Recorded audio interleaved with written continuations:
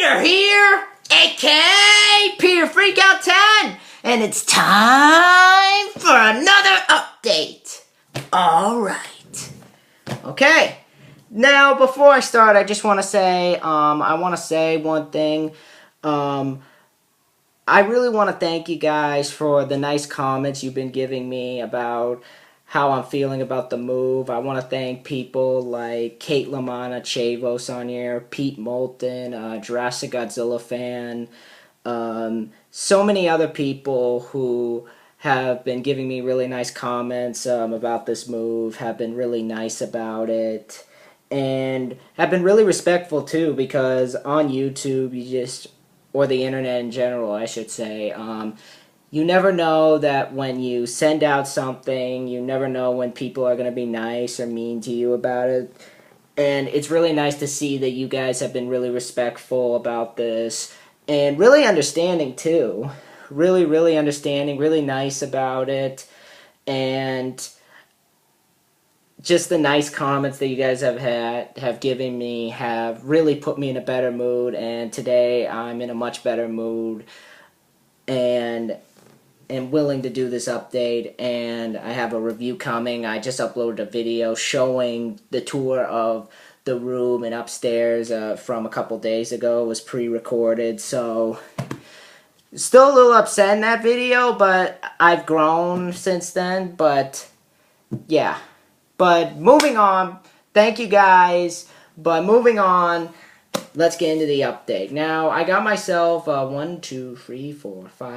games and a lot of movies, a couple I plan to review next month. One I already reviewed, but I really wanted to get it, but a couple in this pile that I plan to review for Screenfest, or one I should say, but actually, yeah, a couple I plan to review for Screenfest. Forgot this one film, but yeah, we got, like I said, 6 games, 1, 2, 3, 4, 5, 6, 7, 8 VHS tapes, and 2 DVDs. And so, let's get into it. I'm going to start out with the games at the top. And this first one that I got, this is one that, quite honestly, it's one that I don't think anyone would have played. I'm honestly going to say I don't think anyone would have played it because of the fact that it is a licensed game based on a TV show. That being said, this game really intrigued me because it had a really, really interesting idea to it. And where it was taken, this particular license with these characters, really intrigued me. And I really wanted to see how it would go. And I've been playing this game a lot. And I actually plan to do a review on it. And so far, I just want to say I really like it. I have noticed some glitches, but overall I think it's a fun game. And it actually piqued my interest in the show and made me want to watch it. I have the first 2 seasons. I actually plan to watch the other seasons. But it is The Simpsons Hit and Run. This is for the Nintendo GameCube. Very good condition. I'm not sure if this is part of the game or if it's the scratch disc or whatnot, but because this does have a few scratches. It works though, but I noticed some stuff with the skipping and the cutscenes. I actually thought that was my GameCube, but I tried another game and it works perfectly. But you'll be waiting to hear my thoughts on this game soon. Definitely really like what I played so far though, but that's the first game I got. The next game that I got, this is one that a lot of people might laugh at me about, but it's one that, for some reason, I really wanted to give it a try because I like the show and figured why not try it out because it's gotten some positive feedback and I'd like to see how it is. And that game is Jimmy Neutron Jet Fusion. Now, as much as I like the show Jimmy Neutron, I gotta be honest, I like the movie so much better. I'm one of the few people I know the show's getting a lot of love, but I honestly like the movie more. I love Patrick Stewart in the film. I love Martin Short. It had a budget behind it. I mean, the show has a budget, but it just felt like a great start to the character, and what they do with him in the show really defeats the purpose of what made the movie, to me, so memorable. But this game, I actually really like. I'm having a lot of fun playing it, and I'm going to give a review on it once I beat it. Good condition, too. Came with the manual and everything. There's a game advertised in here, which I actually plan to show. I'm not going to show it, but yeah, it's there, but yeah. And the next game that I got, this is a sequel to a game that I did a review on before I actually stopped video game time. I reviewed the first game and I really enjoyed it. And when I heard about this game and I heard they were taking this series in a different direction, I was like, oh my god, I gotta see this. And for those wondering, that is Jak 2, or if you live in the UK, it's called Jak 2 Renegade. Been playing a little bit of this, and I gotta say, this is, to me, one of the best PS2 games of 2003. Honestly, gotta say that, because for me personally, from what I've seen of the games I played in 2003, like The Getaway and X2 Wolverine's Revenge, so many of them are glitchy as heck. But this one in particular, I actually really, really like, and I'll get into more later why I like it, but that's one. Next game that I got, have not started this game yet, plan to soon though, and this is one that I've heard some good things about. I think was it an early PS2 game? Yeah, it was an early PS2 game, and it's one that I thought looked interesting. I heard its difficulty spikes rampant though, and that is Maximo Goes to Glory. Have never played this game before. I'm going to start up later. It's first time starting it, so going to see how it is. In very good condition, I got this game in. Disc is in mint condition, no scratches or anything. Manual's in fantastic condition, so yeah, definitely excited to give that game a try. The next one is another game that I haven't started, and I wanted to give this one a shot because I remember playing Rocket Power Beach Bandits, and they actually advertised this game, and I really wanted to give it a try.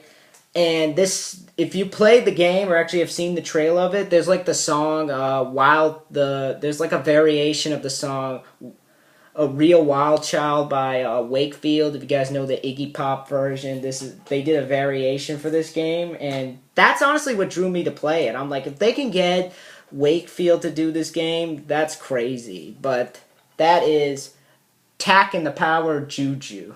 Yeah, I know, but it looks good, this game. It looks really good. I really love platformers. Sly Cooper and the Thievius Raccoonus is one of my all-time favorite games. Definitely going to review that, but decided I'd check this game out. It looks so much fun. This is one of the most beautiful platformers I've ever seen, says Play Magazine. But yeah, sadly, no manual. No manual, just the disc. But still in good condition. Gonna start this later. See what I think of it. And the last game that I got, this is the third game in a particular series that I really love. Not big into snowboarding, but this game actually looks like a lot of fun. The other one, Tricky, I have to say, is one of my all-time favorite games. I think that the characters in that one are the best. The voice acting in that game is phenomenal. David Arquette actually does one of the voices. What's his name? Eddie. That's who he plays. What else? Lucy Liu's in the game too. Billy Zane was in Tricky. So many people name at the top of my head in that game. Who else? I know there was one other person in it. Biff Naked, Rockstar Biff Naked was there. Among other people. Very good cast in that game though. But Tricky was my favorite, so I picked up SSX3. I don't know how much better this one will be than Tricky, because Tricky is one of my all-time favorite games, but I'm going to give that one a shot. But those are the games that I got. Starting a few later, definitely like them, but the ones that I have played I do like. But now into the tapes and the films that I got. Now, the first film that I got, adding to my Steven Seagal collection, is the film that he did the same year Hard to Kill came out. And this is the one that really interested me, because this was released around the same time as Predator 2, which I actually have over here, my review this for Screenfest. If you guys want to see that reviewed for Screenfest, tell me in the comments below the Predator films, because I might review Alien and Aliens, but this is one that I thought looked interesting, and when I saw the trailer for it, I thought it looked really well done, so I picked it up to add to the collection, and I have another one in here of his. Move that up there, but yeah. For those wondering, that film is none other than Marked for Death. Yeah, Marked for Death. This one, I honestly thought it looked unique. I really I thought this film looked really unique. You guys have seen my review on Above the Law and Hard to Kill. I really enjoy Above the Law. I thought that was a great start to him in his action movie career. Hard to Kill, I think, pushed him forward and really pushed him more into the action zone that we know him today. But this seems like it's ready to push him more toward that. So definitely excited to check that film out, especially since Keith David is one of the actors in this, and I like Keith David from The Thing. He was in Agent Cody Banks, among other stuff. There's that there. And I have another Steven Seagal film that I decided to check out, Out for Justice. I thought this one looked really good. Has William Forsythe as the bad guy. Jerry Orbach, William Forsythe, for those who don't know, he was in Deuce Bigalow, Male Gigolo. He's in this too. Gina Gershon, who is hot. I'm always going to say that when I bring her up. Good cast in this. I know that some that I've seen have claimed this is their favorite Steven Seagal film. I won't know till I see it, so there's that one. And the next film that I picked up, these two films, I have two films in this pile that are by the same director, so I'm going to start with this one. This is one that really interested me. I really wanted to check it out because I've seen a few people review this film. A lot of people seem to like it. And I thought the idea sounded really, really unique. But that is Judgment Night. But yeah, Judgment Night, this was a film made back in 1993. And the reason why I wanted to get it is because it's directed by Stephen Hopkins. And I've gone on about this guy. I love his work. Predator 2, he directed A Nightmare on Elm Street 5, Lost in Space, which I have in the collection. But this one, out of the few films he's directed, this is I think his biggest bomb, I think, because when it came out, didn't do as well as they hoped. What else? It faded into obscurity. Nobody in my family seems to know about it other than my cousin, who I brought this film up to. I actually went to him and talked about this film before I even went ahead and got it because I like to see if he likes these particular films before I go ahead and get them. But I decided I'd pick it up. I thought it looked really good, so definitely going to give that film a watch next month. Tell you guys what I think of it. And another film by Stephen Hopkins that I checked out. This is one that, if you talk to anybody, chances are they're going to be in the middle with this film. And even he says this is his biggest regret, this film, because this film was such a chore to make in Africa, and one of the actors didn't help either. For those wondering, that is Ghost in the Darkness. Yeah, I know the cover's a little bit burned out a bit, but I really wanted to check this film out because it has this sort of creature feature vibe to it that I thought I could add to, like, Screamfest. Gonna take a look at that film and tell you guys what I think of it. And it has a good cast. Michael Douglas, Val Kilmer, and effects by Stan Winston, who did the effects for Jurassic Park, Congo, among other films. So definitely gonna check that film out. Tell you guys what I think of it. Adding to I got a couple films by Jean-Claude Van Damme in here. One of the few that I actually decided I'd check out. The first film that a lot of people seem to know him for. Picked up this one there because my cousin was like, you gotta check this film out. This film is awesome. So I decided I'd pick it up. And that is Bloodsport.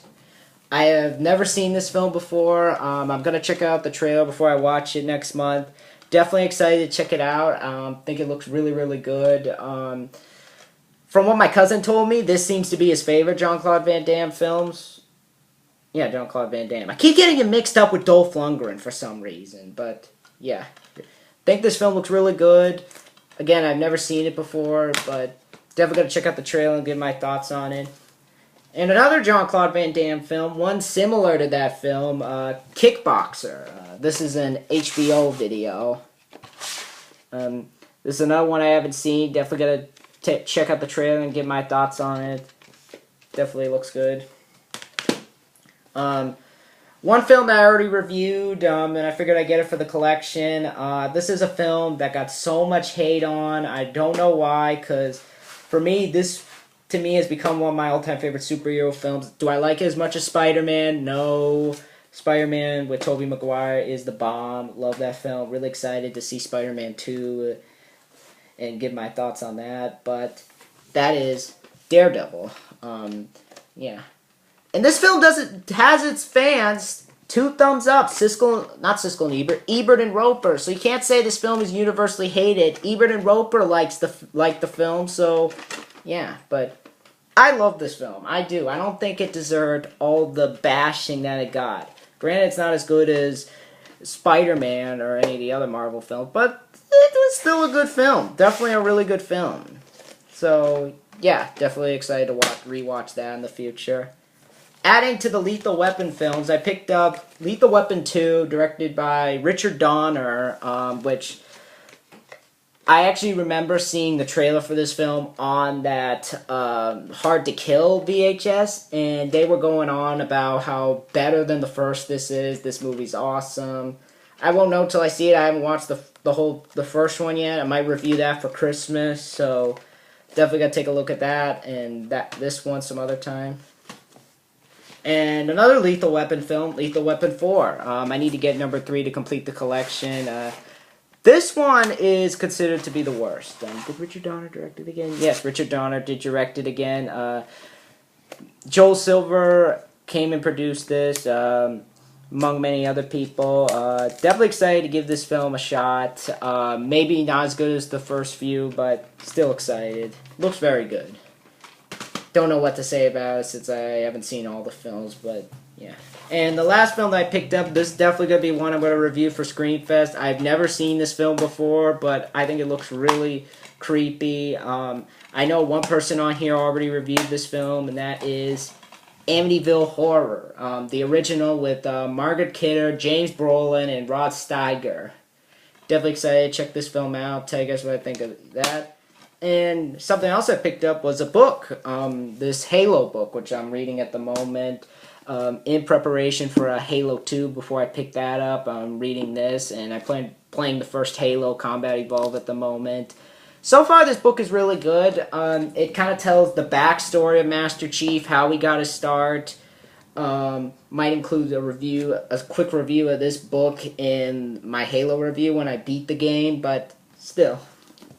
Overall, definitely a great book. Reminds me a little bit of the movie Soldier. I'll talk about that later, though. But that is my update. Got a lot of good stuff, and really excited to get down to reviewing these. If you guys have seen any of these films, tell me in the comments below if you guys like any of these films. But, yeah. Or if you played any of these games, tell me in the comments below. But, anyway. I'll see you guys later. Be sure to rate, comment, subscribe, and I'll see you guys next time. Bye. Oh, and be sure to keep a lookout for my Jeepers Creepers review. Bye.